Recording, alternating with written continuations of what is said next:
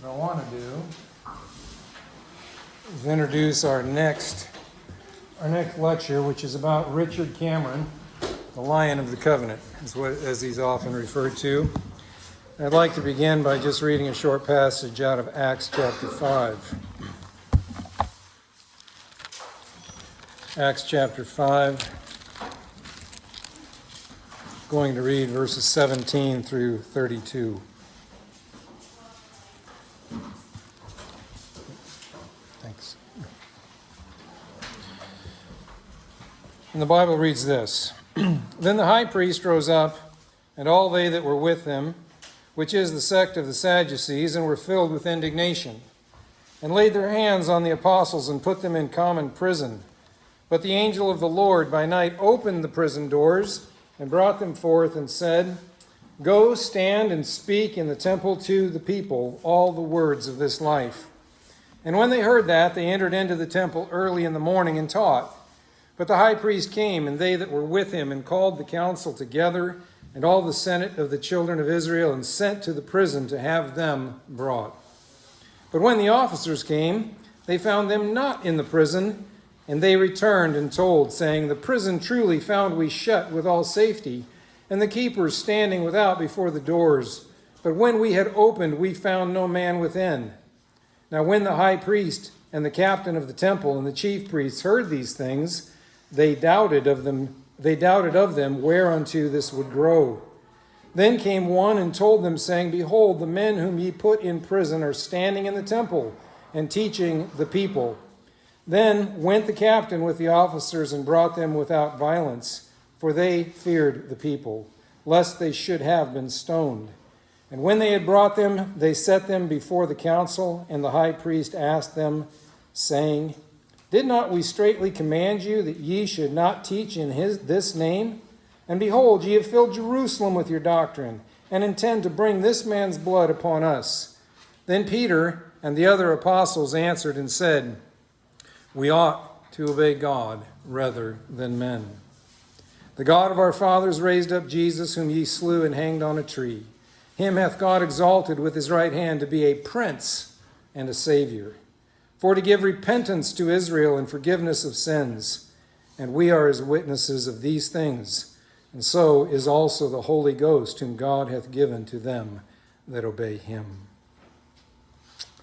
Well, I hope you saw a little bit in there what Mr. Duke introduced some of our talks about earlier today, the fear of man. You know, we're about ready to hear a story of some ordinary people who had to learn not to fear men. Not to fear men in order that they might obey God rather than men.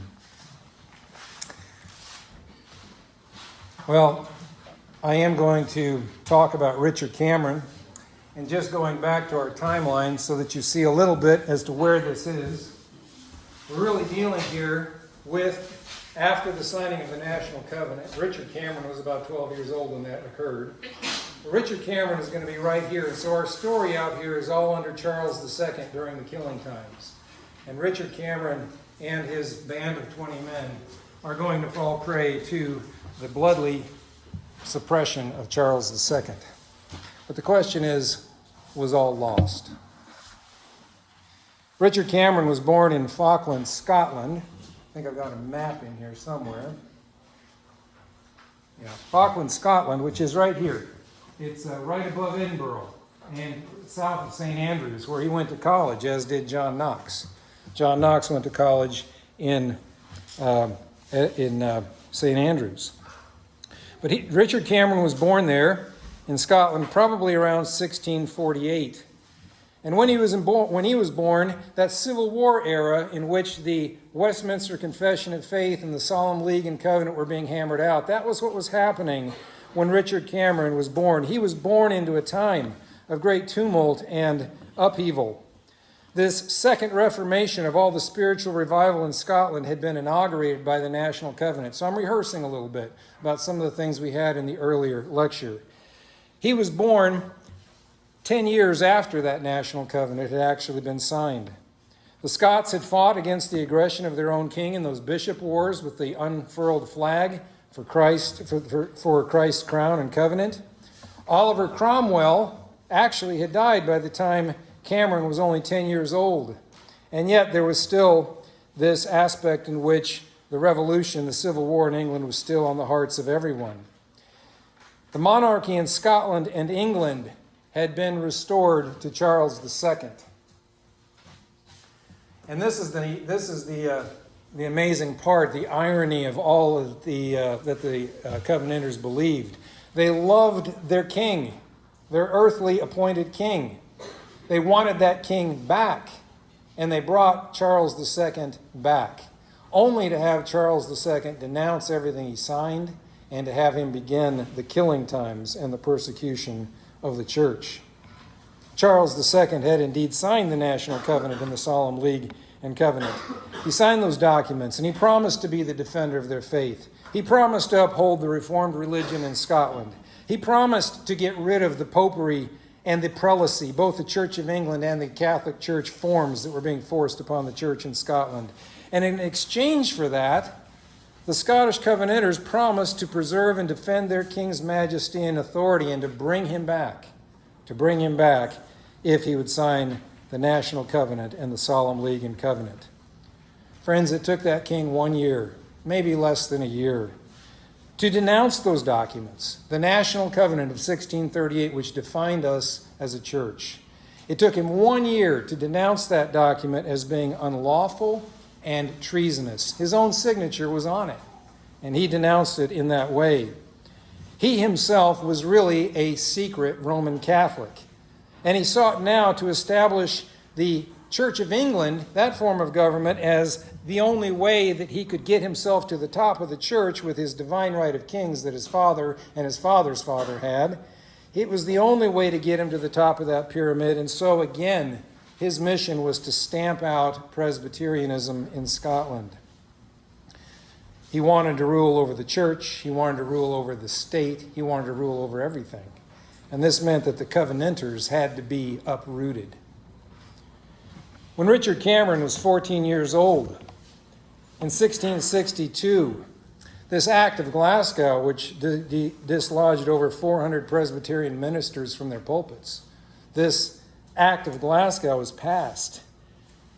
And Richard Cameron was 14 years old when that was taking place. He was younger than most of you who are here today. The episcopacy was the official church structure in Scotland. The Church of England was what was being forced upon the Church of Scotland. And so Richard Cameron grew up in the Church of England. That's where he grew up. He began to do that. And during this time when he was growing and blossoming, there became this 28-year reign of terror enforced by Charles II called the Killing Times. And again, as hard as it is to believe in our own day, this was a time when the king was arming himself to attack the church of Jesus Christ. He sought to eradicate our brethren. He sought to destroy the Presbyterians in Scotland by requiring them to adopt a form of government that was not Presbyterian or biblical in form. He imposed other forms of worship on the church that were very much like the Catholic atrocities that had existed prior to the Reformation. He forbade religious meetings that were not approved by the crown. You could not have a prayer meeting with more than 5 people in your home. He made it illegal to attend open-air preaching in the fields. If you were caught doing that, you would be hunted down and shot. It was those ministers who'd been pushed out of their pulpits, that were ejected from their pulpits, who were in the fields preaching. It was required under Charles II to observe the worship practices of the Anglican Church, which looked very much like those of the Roman Catholic Church.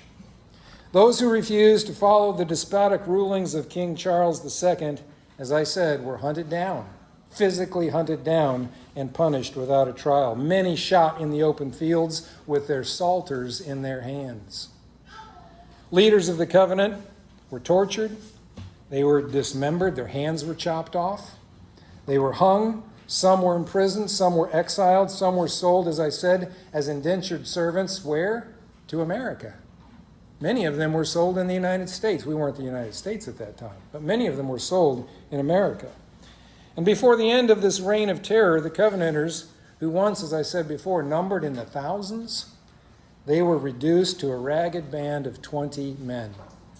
20 men, because of all of this suppression of the king. At the head of this band of 20 men was a young man by the name of Richard Cameron, who in later years would be called the Lion of the Covenant. I don't think he ever saw himself as much of a lion. But in retrospect, this is the title that is often given to him. So these are pictures of the conventicles, the outdoor preaching that was done. There's lots of artwork on this. One thing I'd like you to notice, you see these sentinels up here with guns in their hands? They're waiting for the king's men to show up, and they're sort of to sound off that the king's men are coming to break up this worship service in the field. So we'll show this picture probably a few times. But in his early years, Richard Cameron was, as I said, born in Falkland, Scotland, north of Edinburgh. This was across the waterway from Edinburgh, the Firth of Forth. Some of you may know that waterway. It opens into the North Sea. Cameron's birthplace, as I said, was 20 miles from St. Andrews University, where he went to college. Cameron graduated from college there, and it was the same university, as I said, that John Knox had attended 100 years before. This was a well-known place, but that particular university was now overseen by the Episcopalian Church, the Church of England. And so while growing up in Falkland, Richard Cameron actually developed a friendship with a boy by the name of David Haxton. David Haxton is a name to continue to remember, because David Haxton and Richard Cameron would grow up together. They would come into the Presbyterian Church together. They would defend the faith in Scotland together, and they would die together. Boyhood friends, much like some of you in this very room. Cameron and Haxton would travel the path of Reformation together because they were not RPCNA members when they started. They were not those who grew up in the church that you and I love and enjoy today. They would serve under harsh conditions in the open fields. They would resist the king's tyranny. And undoubtedly, these two brothers in the Lord would pray together often. And little did they know what was in store for them as they would become outlaws, as they would become rebels to the King of England, and yet devoted wholeheartedly to the King of Heaven. In 1662, Richard Cameron graduated from St. Andrews College. Again, as I said, it was under the control of the Church of England. And at this stage in Cameron's life, he had no real objection to the Church of England. It was all okay. This is where he grew up. This stuff was just sort of the way it was. And when he graduated from St. Andrews, he entered the profession of a school teacher, and he was actually a presenter, like some of you in this room who lead singing. He was a presenter in the Church of England. He would lead the singing. In both of these roles, he had to adopt the Episcopalian form of church government. He had to offer nominal acceptance to the rule of Charles II as the head of that church. He, in other words, adopted false doctrines in his early day, things that were not in agreement to the Scriptures. And in this stage of his life, there's nothing remarkable about this man. He is just going along to get along, like many of us know how to do, and I have done plenty of it in my life. There are no stories that light up the record of Richard Cameron's youth, really, very extreme youth. He gave no indication of being a particularly good student at St. Andrews, and he was, by all accounts, very much just like you and me.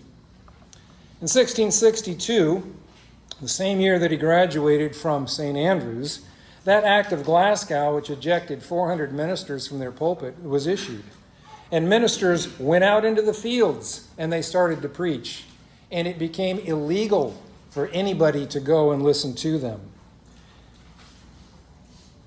Richard Cameron was intrigued by what was going on. He didn't understand it. It wasn't like he had a full grasp of what was happening with these civil edicts and with the turmoil in the church. His minister was not ejected, since he actually embraced the Church of England and its government and policies, but Cameron's interest was piqued. He was curious about what was taking place, and so out into the fields he went, in defiance of the law, to hear those preachers who had now become outlaws. He went out to hear what they had to say, and when he went out there, he heard the gospel of Jesus Christ. For the first time in his life, he heard men who were willing to live and die for the truth of those scriptures. Among the field preachers that Cameron went out to hear was a man called John Welsh. Now, this is not the John Welsh that got exiled into France and died. This was not the son-in-law of John Knox. This was John Knox's great-grandson. So a little bit down the stream. But you can see how in the effects of the covenant, John Knox's family is very much blessed by pure worship. And they continue to follow in each other's path. And John Welsh is out in that field, and Richard Cameron goes out and he hears John Welsh preaching. And Welsh himself had been evicted from his pulpit. He was a lawbreaker for preaching. And under Welsh's ministry, Cameron became convinced of the gospels of Jesus Christ. He gave his life to Jesus Christ, and he gave his convictions to the Covenanter cause at a basic level. He saw that the church was not to be ruled by arbitrary commands of an earthly king. He saw that this was to undercut the prerogatives of a King Jesus who reigned in heaven. He saw that this was the fastest way by having a civil magistrate at the head of the church, that this was the fastest way to corrupt the purity of God's worship. He saw that the king himself was, in fact, a Roman Catholic, married to an openly practicing Catholic. And Cameron saw all of this. But friends, Cameron was not yet ready to risk his life for these things. This is not where he was. Cameron was coming along, but he was not going to defend the principles of the Scottish Church to the death. The Great Eviction of 1662, which ended up having all of these men leave their pulpits, left so many people without a church to go to. Pastors who were willing to submit to the rule of Charles II were few and far between. And so the king offered indulgences. Let me see if I got some pictures. I kind of forgot to flip through some pictures. Here, the indulgences. So the king said, I've got to do something about these empty pulpits. They can't go out in the fields. I've made that illegal. I don't have anybody in the churches to preach. I've got to somehow get these guys back into the pulpits under some conditions. And these conditions were the indulgences that were yet offered by Charles II. These indulgences of 1669 required basically two things of the ministers. First, they had to acknowledge that king's right and power to govern the church. They had to put him at the top of the pyramid. Right? They had to do that. This is a doctrine that is known as Erastianism. I don't know if you've heard of that, where the government is over the church. So this is a doctrine that has troubled the church really with these kings who thought that they were at the top of the church.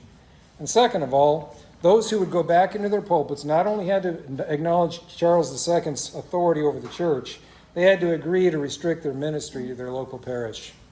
They had to refrain from preaching in open fields. They couldn't hold private prayer meetings with 5 or more people. They couldn't publicly denounce anything as a worship innovation unlawful to the Bible. They were being forced to bow to much of what the king was trying to enforce all throughout England. And in exchange, if these pastors would in fact agree to these things, they could preach the gospel within a restricted bound.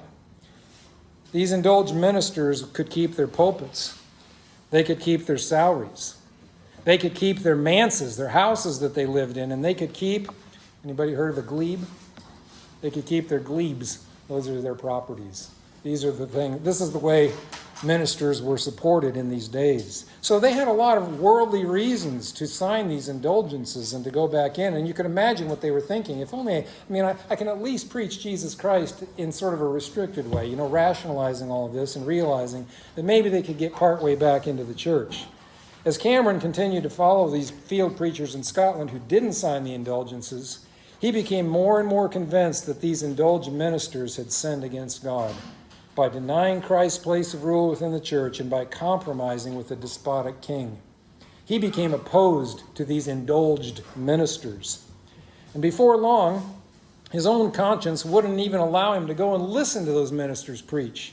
So he was growing in a certain way. He was changing. He was developing. At this time, Cameron himself took some new employment. Remember, he was a school teacher before, but now he took some employment as the private chaplain of Sir William Scott of Harden. So this is not the Sir William Scott that you and I are familiar with, the poet and the writer. This is somebody before, an ancestor of his. But in this role, Cameron actually changed his job occupation. He became a sort of a local or a household pastor to a very wealthy man in Scotland. And he conducted family worship for the home. He catechized the children and the servants. He was not a licensed preacher, but he apparently had enough religiosity about him to convince this man to bring him into his house to lead religious exercises. And there's a story about Cameron on one Sabbath day when Sir William Scott's wife asked him to accompany her to a church where an indulged minister was preaching, someone who had signed the indulgence and had been given back his church. Cameron refused to go into the church, and he spent the entire day back at the house in his bedroom. While Sir William Scott was sympathetic to Cameron's scruple, he knew that there was a conscience problem there with Cameron. He could not have a nonconformist in his charge. He couldn't have someone working for him who was a denouncer of the king. After all, Sir Walter was Sir Walter. He had been knighted by the king, right? So he was in fact not going to be able to keep Cameron on as an employee. And there's evidence to suggest that Cameron at this point was going to compromise. He didn't want to lose his job. So he was going to go back and say to Sir Walter, I'll do what you say. I'll go in there and I'll do this. I'll do what you're asking me. I'll compromise too. But Sir Walter realized there was enough of a display there where he still couldn't keep him, and so he did let Cameron go. I'm telling you these stories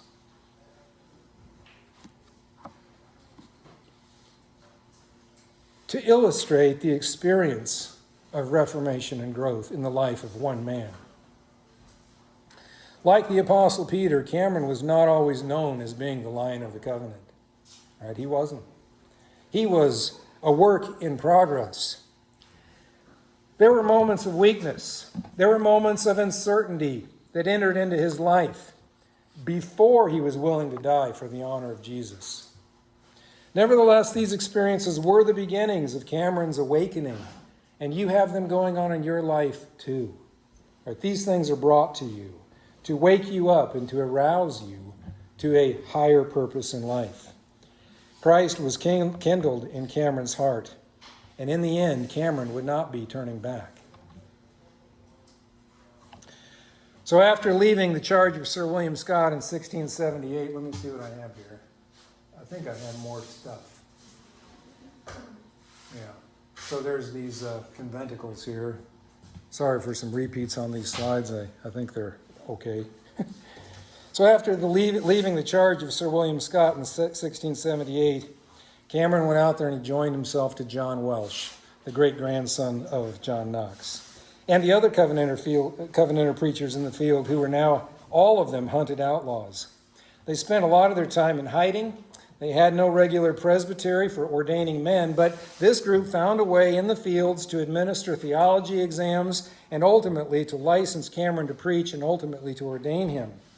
Cameron became a preacher, a field preacher himself, and the country folk loved him.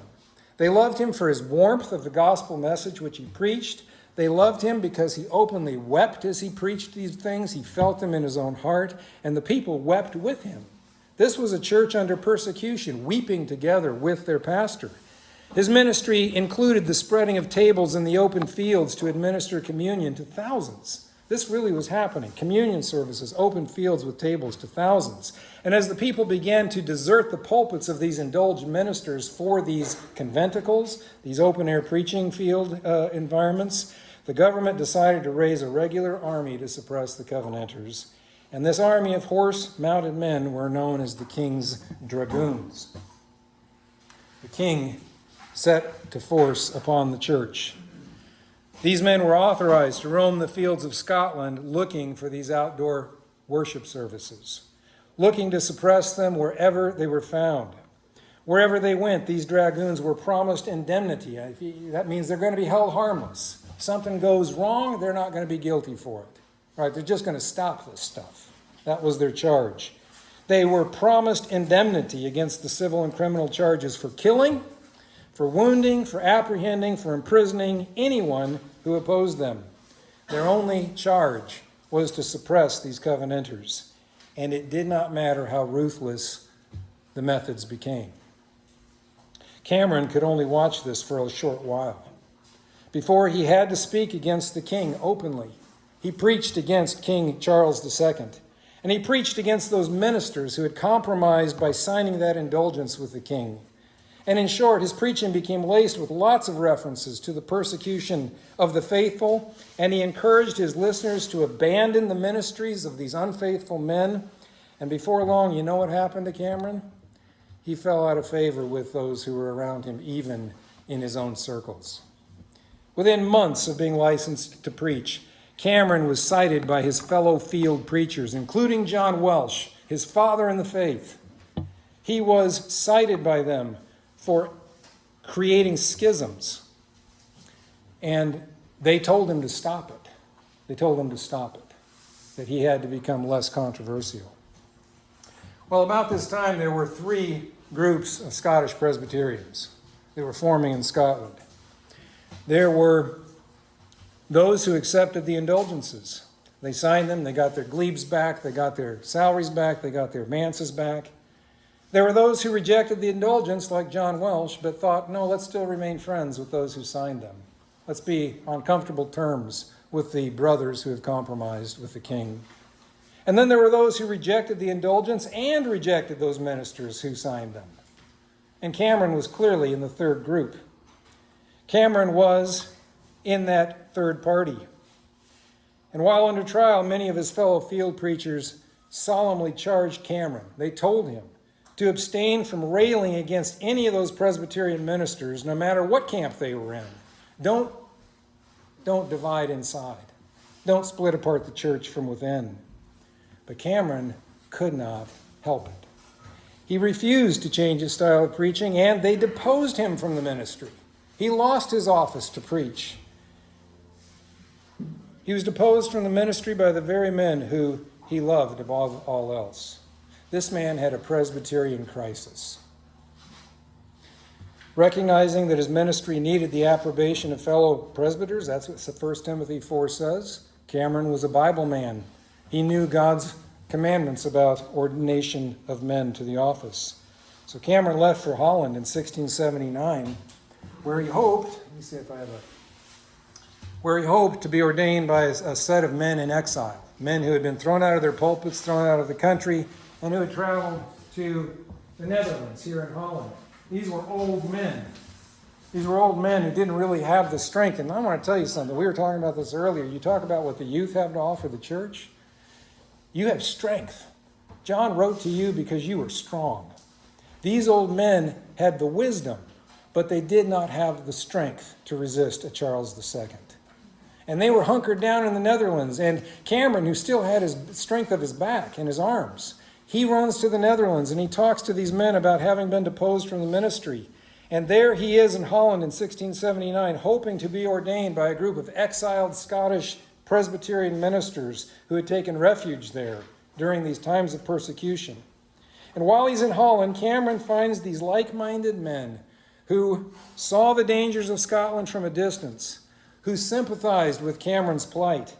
They loved his preaching. They learned about his ministry. His preaching was full of gospel spirit, and they ordained him to the ministry there in Holland under their charge, and they encouraged him to return to Scotland to lift the standard of Christ that had fallen. The men in Holland were old, and they did not have the strength to resist Charles II, but they saw something in Richard Cameron.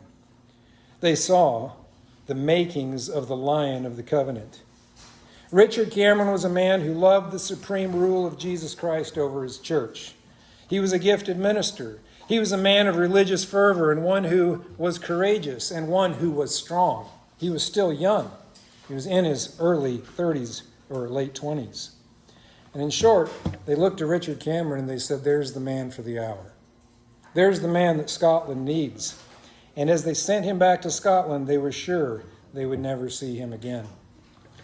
The presbyters in Scotland openly prophesied that, quote, the head of this faithful minister would be lost in the service to his heavenly King.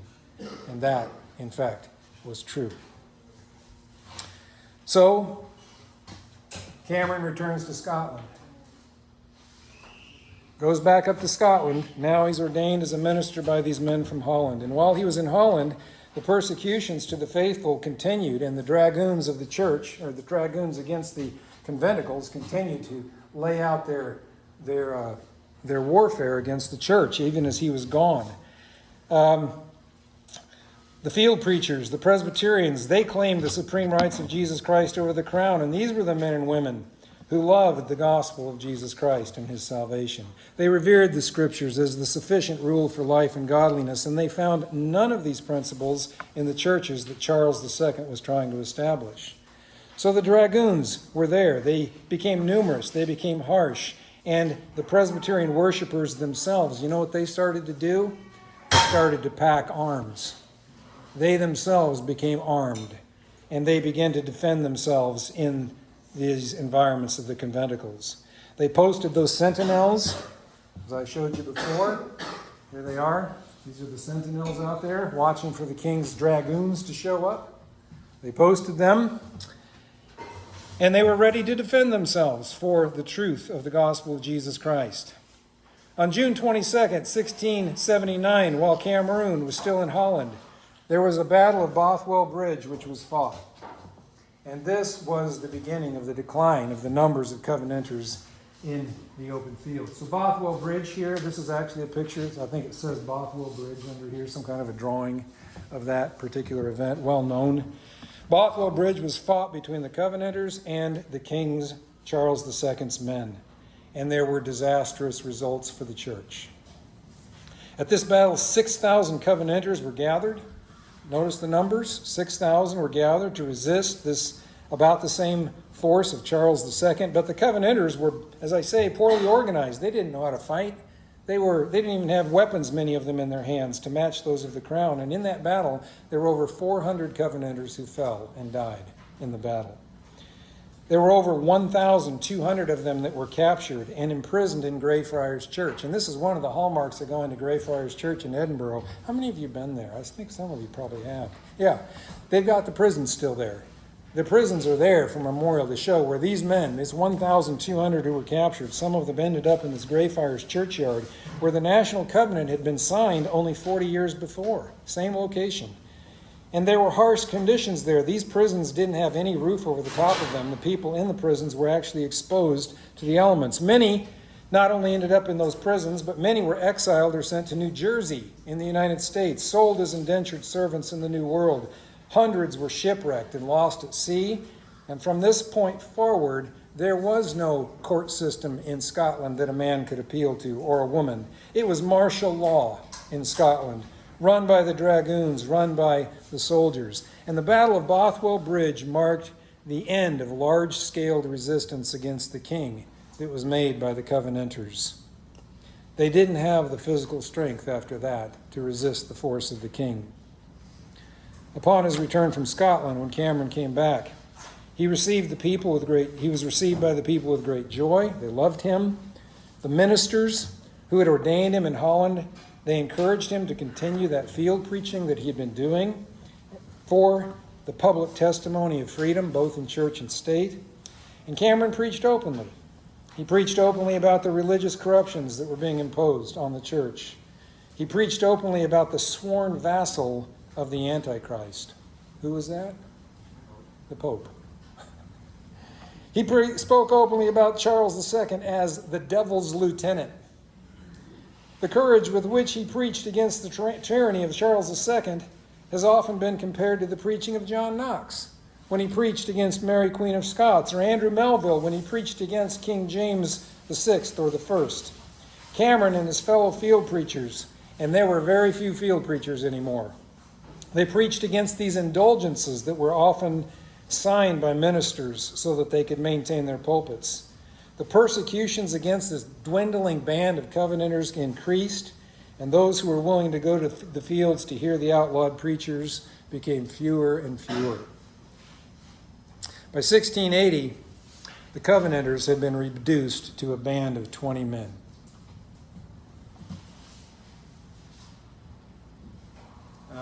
This is a picture of Greyfields. This is a picture of Greyfields Kirkyard. And back in here, these are the prisons. You can barely see them.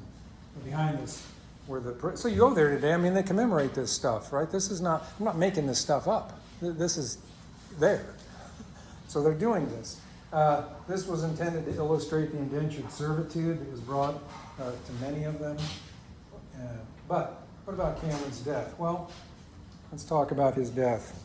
And here's sort of we're winding things down concerning Cameron. By 1680, the Covenanters had been reduced, as I said, to this band. The leading figures of the group were Richard Cameron and Donald Cargill. If any of you read the Witness magazine, it was Pastor Schneider who wrote a one-page summary of Donald Cargill in the Witness magazine, I think 2 issues ago. So Donald Cargill was Richard Cameron's right-hand man. And I will say, Donald Cargill was Richard Cameron's elder. Cameron was leading an older man in these things. Not too uncommon when you've got a good young man, right? That can happen. Cameron's brother Michael was with him. You have any siblings in this room with you today?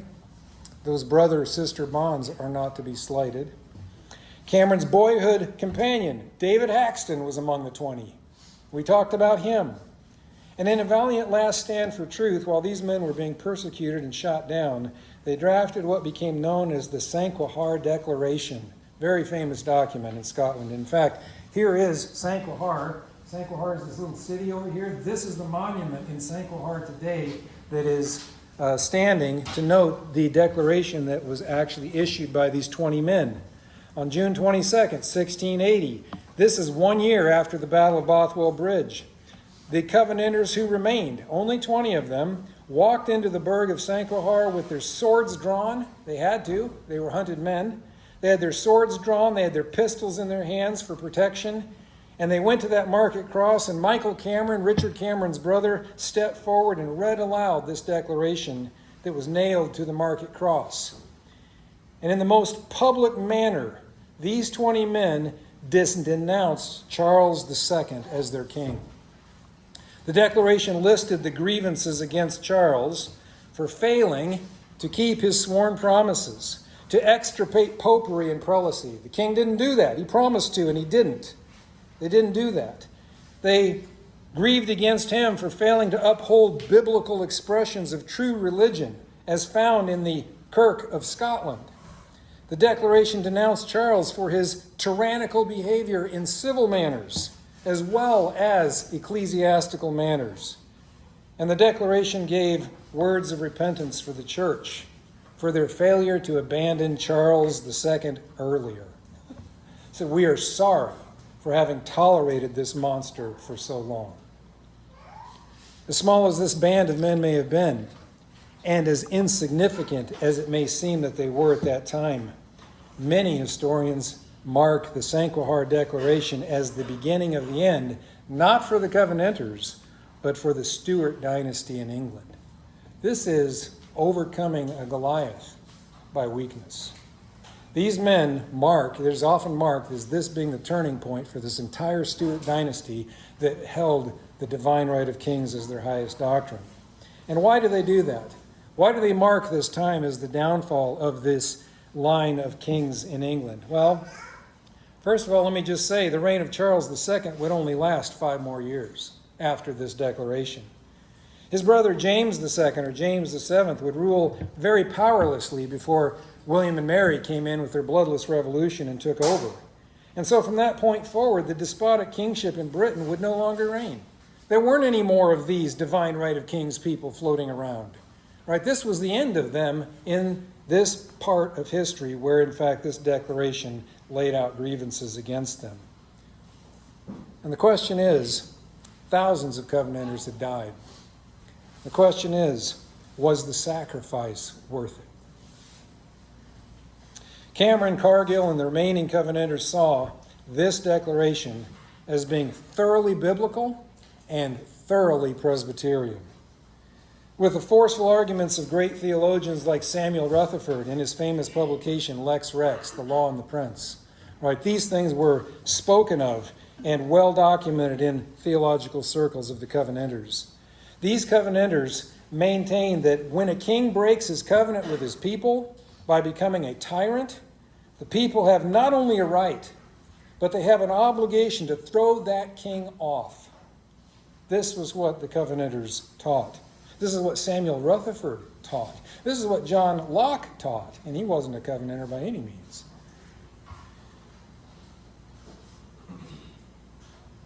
These men believed that they had the right to defend themselves.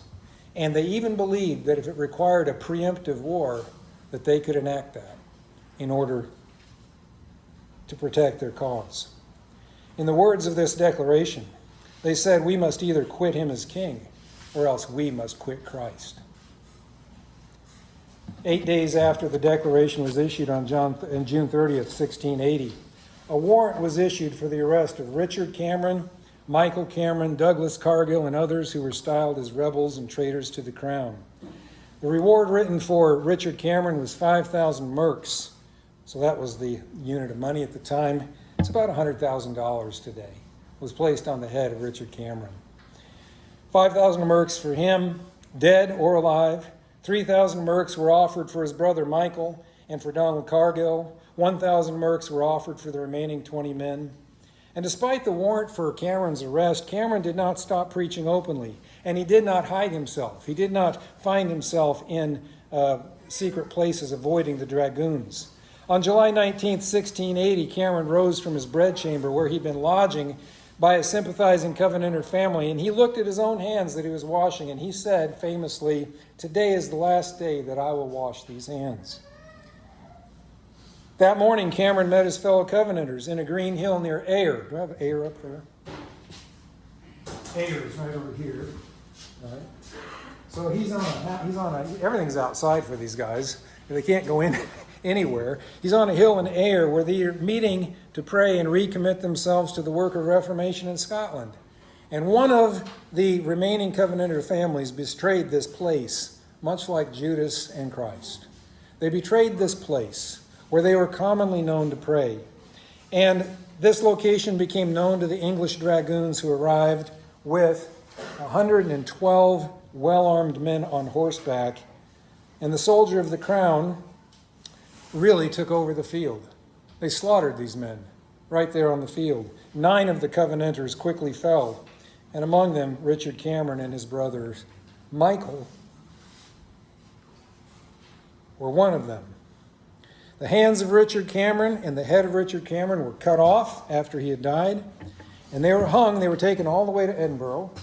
So they took these dismembered parts of Richard Cameron, took them all the way to the Netherbow Port there in Edinburgh, halfway down the Royal Mile. If you've been in Edinburgh, the place is there. And these were hung there as a warning to all who would follow Cameron's way. And one of Cameron's enemies who saw this display said this. He said, "There's the head and hands of a man who lived praying and preaching and meant to be a derogatory statement." I think Cameron would have been honored by this. "And there's a man who died praying and fighting." Cameron was only 32 years old, friends, when he laid down his life for these causes. There is a famous story. I thought about leaving it out just for the sake of time, but it's so famous I have to tell you. His father was in jail just down the road for some very similar things. This shows you this is in the family. His father's in jail down the road for resisting Charles II himself. And his brother fell in battle with him. Cameron fell in battle.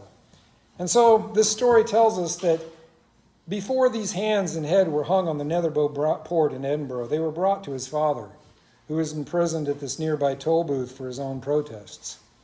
The dragoons who wished to taunt Richard Cameron's father asked him, "Do you recognize this head and these hands?" The story says that Cameron's father took the remains of his son in his hands, that he kissed them, and he said, "I know them. I know them. They are my sons. It is the will of the Lord, who cannot wrong me or mine, but has made goodness and mercy to follow us all our days." You see the spirit of the Covenanters? Others in the Battle of Ayr were not as fortunate as Richard Cameron. The death of David Haxton, his friend, his childhood friend, is gruesomely retold by the government of the English people. The records of the King's Privy Council. So this is not a story made up by the Covenanters. This is on official record of the English government. Haxton was only wounded in the Battle of Ayr, but he was captured and he was tried for his crimes, and he was found guilty. So he was taken to the scaffold where his right hand was cut off while he was yet living, and then his left hand was whacked off. He was then drawn by a pulley to the top of the gallows and was allowed to fall with all of his weight 3 times. So really just trying to crush his body under his own weight in falling. And while he was still alive, if this was not enough, his heart was torn out of his body and shown to the people by the hangman. His heart and bowels were then burned in a fire prepared for the purpose of the scaffold. This was the cruelty of the enemies of the Covenanters. So, friends, I do have a conclusion to this story. And the conclusion asks the question I posed to you before. At the end of a story like this, was any of this worth it? Was any of this worth it? Was the cause of Christ for which the Covenanters fought worth the sacrifice they made? And did their efforts prove to be right in the end? You know, there are a few temporal things that we can point to and say, yeah, the principles for which the Covenanters fought, they were noble. They were even beneficial to society. The example they left in resisting tyrannical rule at the despotic king level in the realm of civility, that this, in fact, can't be underestimated. There are principles that they died for that you and I benefit from today. Every Republican society benefits from the sacrifice of the Covenanters, who fought against despotism and tyrannical kingship. Because tyrannical kings who grievously break their covenants with their people ought to be thrown off. And this is something that every Republican government in the world believes. Samuel Rutherford spoke of this in Lex Rex, as I said before. John Locke taught this in his theories of government. And even our Declaration of Independence in the United States in 1776 uses these same principles when it outlines 27 grievances against King George III and says, for these reasons, for these, quote, repeated injuries and usurpations, we throw you off. The divine right of kings is a troublesome doctrine to every nation that has a kingship like that of the Stuarts. And though the Covenanters lost their battles, they did win that war. The Covenanters' last stand at Bothwell Bridge, and then, of course, on the moors or the hills of Ayr, they looked hopeless. They looked defeated. But these battles would never be forgotten in the minds and hearts of the world who watched as men and women would give their lives to secure civil freedoms for their people. So you sit here today, I sit here today, living most of my American life not giving credit to the Covenanters where credit was due. But friends, I want to put something in front of you that's more important than any of that. There was more at stake than civil freedom in the plight of the Covenanters. The cause of the Covenanters did not only end in liberty of civil rights. It ended in the liberty of worshiping God. The Covenanters did not do everything perfectly. They didn't. And we can see story after story where, in fact, their story is marred. At times they were motivated by pride. At times they had misplaced zeal. Sometimes they were unnecessarily obstinate against those who were over them or declared to be their foes. Brothers and sisters, this happens in battle. It happens in battle that we don't do everything right. Battles for a righteous cause are always marred by our sins. There's no question about it. Even the best Christian knows this. In their hours of temptation, they sin while they are under trial. The Covenanters did the same thing. But brothers and sisters, the Covenanters' highest appeal was not to the release of men from the despotic rule of a king who was taking away civil rights. It was to defend the kingship and the rightful place of Jesus Christ in his church. That was their highest cause. It was to refuse to give away the keys of the kingdom to a powerful civil magistrate who failed to see that there was a court in session far above his own. The scripture tells us that Jesus Christ is the prince of the kings of the earth. And in the end, the Covenanters fought, not only to protect their nation from despotic rule of an earthly king. That was great. But they fought to protect your freedom of true freedom of religion, a freedom which allows you to worship God according to his commands. The Covenanters said God's worship is not up for grabs. It's not up for grabs to the strongest power in the land. God's worship is not for an earthly king or for any man to decide. The worship of the one true God is defined in the Bible, using his prerogatives as King of Kings and as Lord of Lords.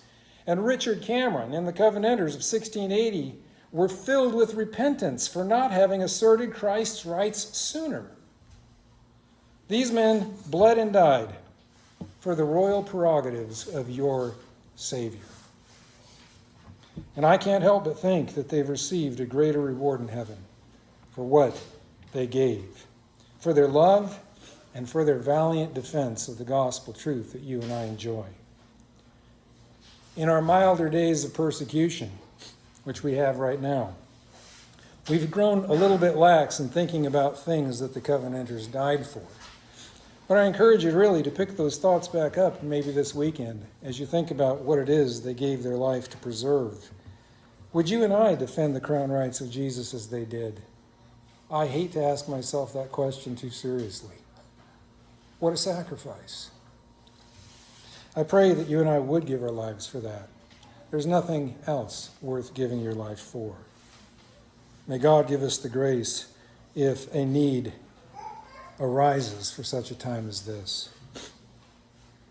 So friends, I encourage you to think about the questions that I gave. I think those are out there, and I think we're going to sing one psalm. But this was Richard Cameron, and we'll pick up on the migration of the church to America this afternoon.